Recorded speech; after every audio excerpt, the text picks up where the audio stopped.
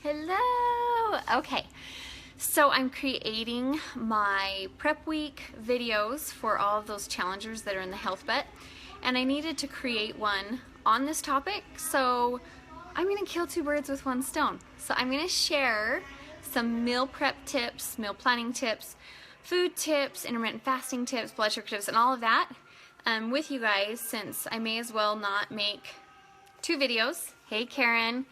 Okay, so this is going to probably be a lot of information, but like I said, this is for my challenge group. I'm making this video for them, and I thought I would share with you guys. So if you want to take notes, grab a pen and paper real quick, because this is going to be a ton of information, but hopefully it will help you understand that eating clean does not mean you eat crappy food, and it doesn't mean that you're going to starve. So we're going to talk about all of that. Okay, so there's my pen. I gotta write something down real quick so I don't forget what I'm talking about. Okay, so first, let's talk about how to establish a meal plan. A lot of people get really overwhelmed. They don't know where to start. They just want someone to create it for them, and then they're stuck with foods they don't like. So we're gonna talk about how you can make your own meal plan. So something that you get when you join my challenge groups is a nutrition guide. Okay, the nutrition guide is really how you should eat for the rest of your life.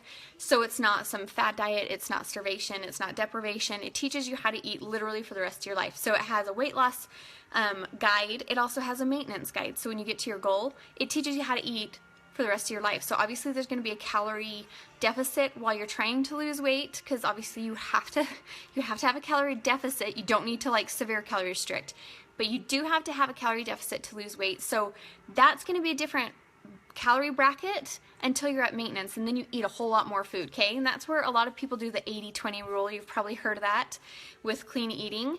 That's called maintenance. So it's fabulous when you get to your goal. You can do 80-20. You can eat 80% on plan, 20% off, and you're not going to gain weight. So this meal plan teaches you that. So some of the stuff I'm going to say may not make sense to you if you've never been in a challenge group before, but hopefully it gives you enough of pointers you can kind of feel like you kind of know where you're going, okay?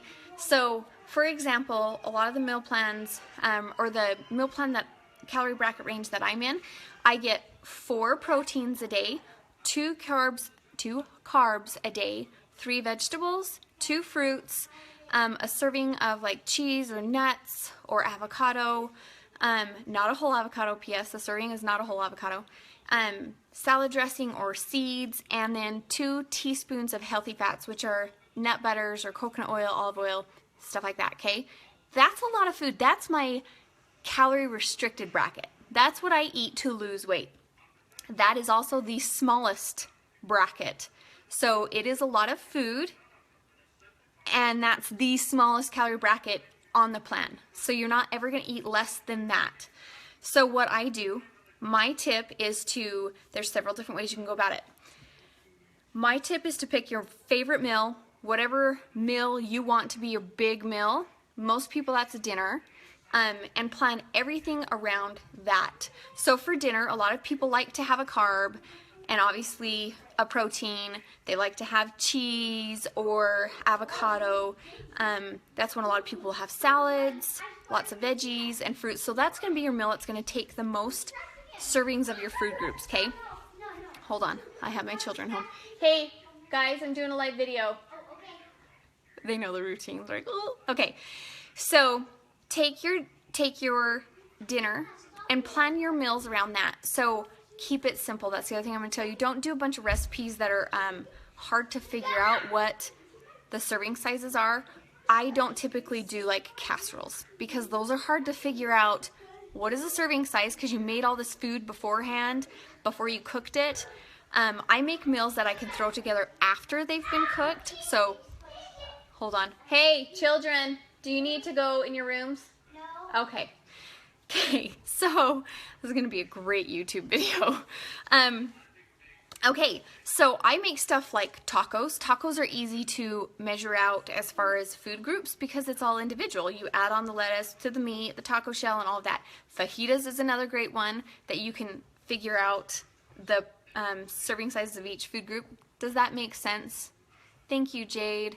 Okay, so basically keep it simple, like I said.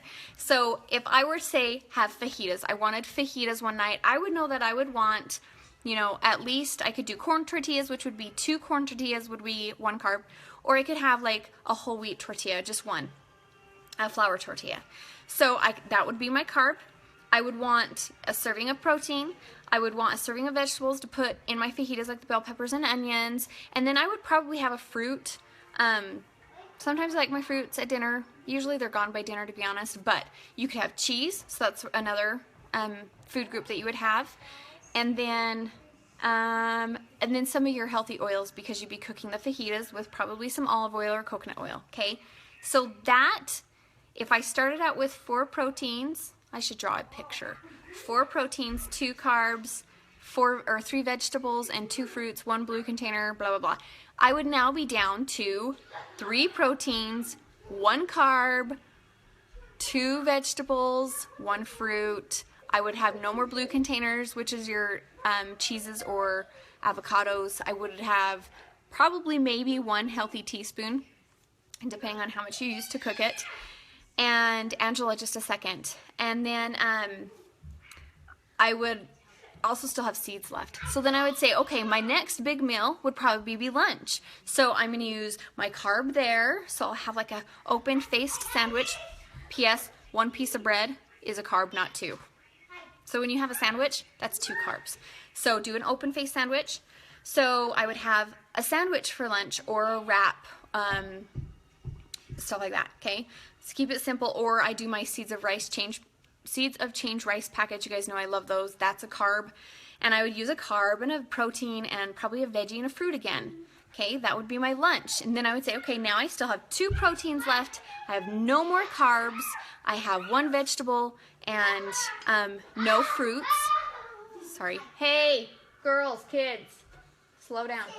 Okay, so that would mean for breakfast I could have, you know, eggs and a vegetable.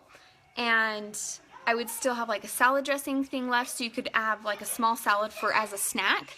Does that make sense? So graph it out and plan your meals based on your big ones, and then plan all the other ones based on what food groups you have left and how many servings. So that's how I plan my meal plans. And I will tell you something. I eat the same thing for breakfast, snacks, and lunches almost every single day. I have like 3 things that I rotate through, and I'm content to eat that for the rest of my life. I basically, you guys, they're not listening. It's so bad. Hold on. Children, you're not listening. Do I need to put the dog away? No. Okay, slow down. You guys, I'm like the best mom ever. Okay, anyway, so I eat typically the same things for breakfast, snacks, and lunches, like I said, and I'll switch up dinners. Dinners can be switched up, but it's still simple foods. Like, we like Mexican foods, apparently, so lots of, yeah, Angela, so lots of tacos, fajitas. Honestly, in the summer, we grill a lot, so we have lots of meats and veggies or meats and salads. We do lots of taco salads, P.F. Chang's lettuce wraps. Oh my gosh, they're so freaking good. Okay. Okay, so hold on, I want to go back. There were some questions. Angela said, which oils are best?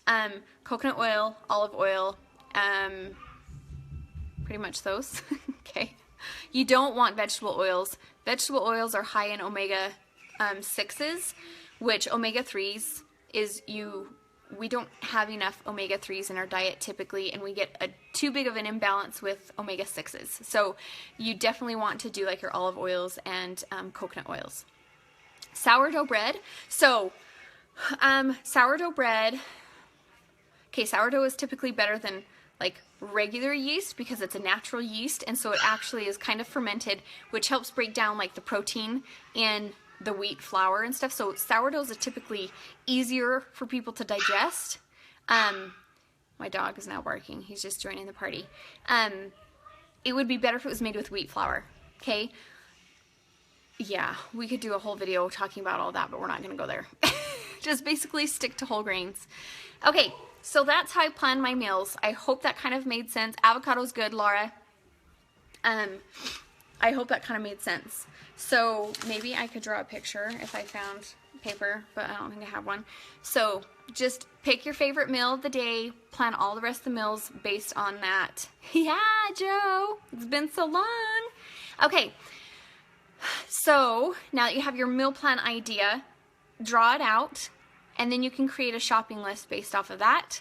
And like I said, I keep my meals very simple: breakfast, eggs and toast, or oatmeal, and like Shakeology is always one of our snacks. So either it's eggs or oatmeal typically for me for breakfast, and then Shakeology is a snack.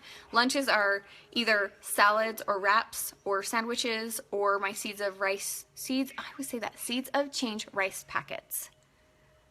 Yes, the meal plan comes with containers for each food group. So the whole purpose of the containers is, a lot of people get obsessed with numbers, they get obsessed with calories, they get obsessed with counting macros, which is really complicated, they get obsessed with weighing their food, and it gets to be a little much. So the containers take care of all of that for you. They have figured out the perfect size for the food that's on the list, and if the food fits in the container, then you can eat it. So you don't have to weigh it, you don't have to count calories, you don't have to count macros. It makes it super, super simple to follow, and all you have to keep track of are the container counts for the day. Like I said, I get 4 proteins, 2 carbs. So now I'm not like, oh shoot, how many carbs or grams are in that, you know, that cracker, and I've got to figure out the carb content, and I'm trying to figure out my macros and make sure I'm matching it right, and then I'm worried about calories, and it's too much.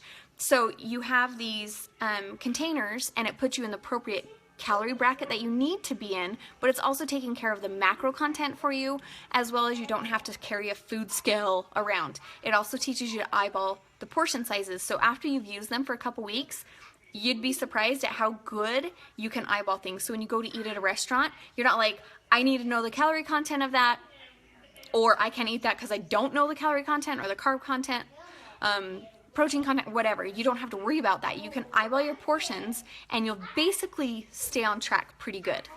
Thank you, Kelsey. Ezekiel bread is perfect. Ezekiel is sprouted, so that helps.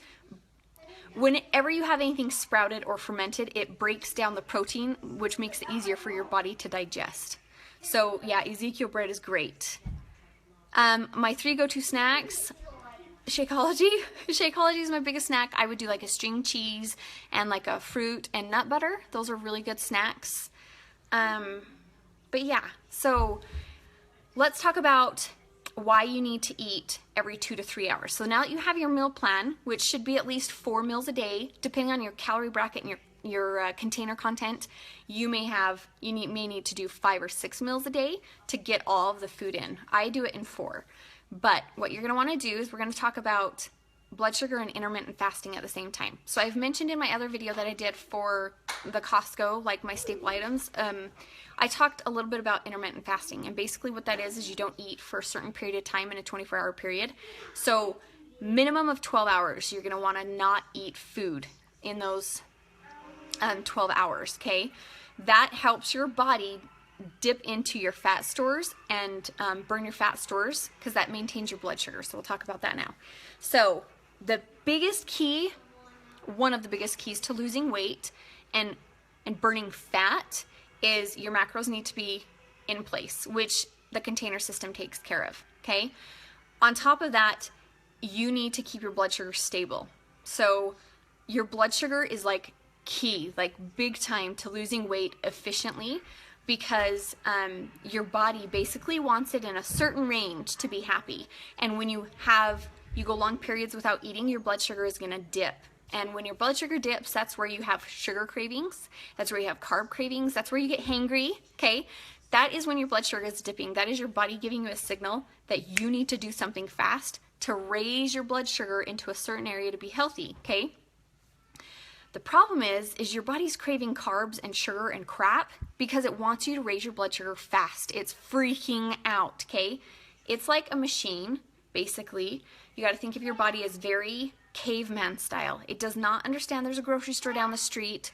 It's very, very basic. It wants you in a perfect range. It will do whatever it needs to do to get you in that perfect range. The body is very, very smart. So what it does, you crave sugar, you eat sugar, and what happens to your blood sugar? It spikes super high. Well, super high blood sugar is just as bad for your body as low blood sugar. So what does your body do? It dumps insulin to take that extra blood sugar that's in your bloodstream and store it so that you don't have excess blood sugar in your blood, okay? So that's like a crash course of blood sugar. Ways to avoid the roller coaster of the dips and the spikes and the dips and the spikes is to keep it stable. To keep it stable, eat every 2 to 3 hours. That way you never get the drop, you don't crave crap, you don't eat crap, and then you're above, and then your body reduced or produced a bunch of insulin, and now you've got extra fat stores. That's essentially what happens when you have insulin dumps, okay? And that also causes the crash. That's what, like, you just keep riding this wave if you don't keep your blood sugar stable. So your blood sugar is hugely important. When you eat every 2 to 3 hours, you avoid that roller coaster. And the reason most healthy diets will majorly push whole grains and avoiding sugar is because when you eat refined sugars, or any sugar for that matter, even if it's healthy, it spikes your blood sugar, which produces an insulin dump, okay? It spikes it super fast. When you eat a whole grain, they have not taken the fiber out of the grain, okay? So like white bread is basically whole wheat, but they've taken all the fiber out of it. And so it spikes your blood sugar actually worse than a Snickers bar to eat white bread. Is that like mind-blowing? I about died. I was like, okay, I'm good, I can eat a Snickers bar then. Because a Snickers bar has peanuts in it, which has protein. Protein will lower a blood sugar spike. So if you need to eat a snack, don't ever eat a carb by itself. Pair it with a protein so that your body will lower that blood sugar spike.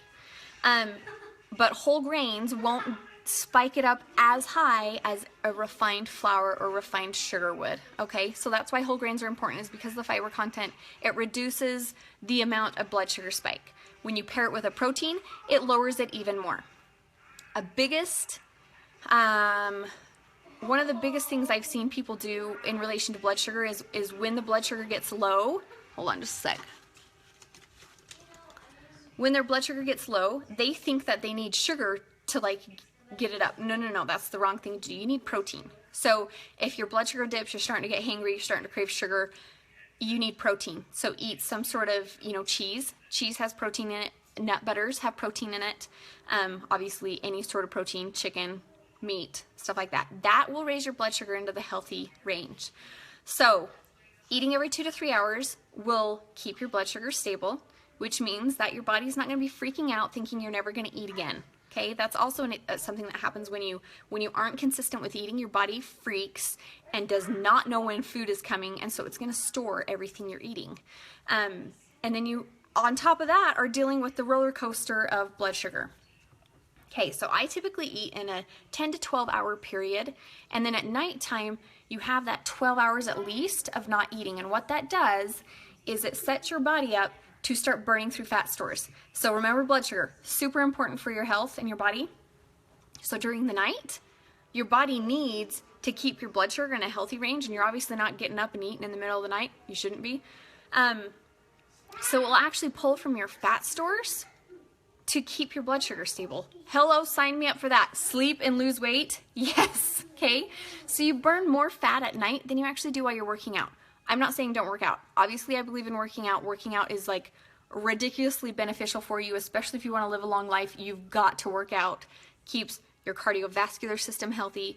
You've got to have muscles and flexibility to be able to have a long, healthy life. That keeps your spine healthy to have muscles. So I'm not saying don't work out, but to sleep and lose fat, yes, I will do that. So that's why 12 hours at night is good, because then your body's dipping into your fat stores to keep your blood sugar stable, okay? On top of that, your hormones reset at night. So sleep is crucial. Make sure you're getting enough sleep, going to bed early enough that your hormones between 10 and 2 is typically when they reset. If you're not asleep during that time, they're not going to reset. Your body's going to start stressing out. What happens when we stress? Cortisol is released. When cortisol is released, that means you're in fight or flight mode, and it shuts down your metabolism, which means you're not going to lose weight, okay? So that's blood sugar and intermittent fasting. And then we kind of touched on why you need to stick to whole foods. If you are going to have any sort of natural sugar, it's like a teaspoon a day. It's not more than that. So don't be thinking, oh, honey, it's honey. It's not refined sugar. I can eat how much I want. Like, no, you can't. It's still a carb, and it's still going to spike your blood sugar, but it is obviously healthier for you because it's not processed. But you can't have a lot. Okay? There was something else I was going to say. Keep it whole grain. Oh, artificial sweeteners. Avoid them like the plague. I know a lot of people are like, but it's 0 calories. Calories are dumb. Like, stop counting calories. Calories are like not created equal. I could have like 4 cups of broccoli or a bag of chips and they have the same calorie content. Not going to do the same thing to my body, because remember, your body needs a certain amount of carbs to proteins to fats to lose weight efficiently. A bag of chips, I've eaten like probably 4 days worth of fat.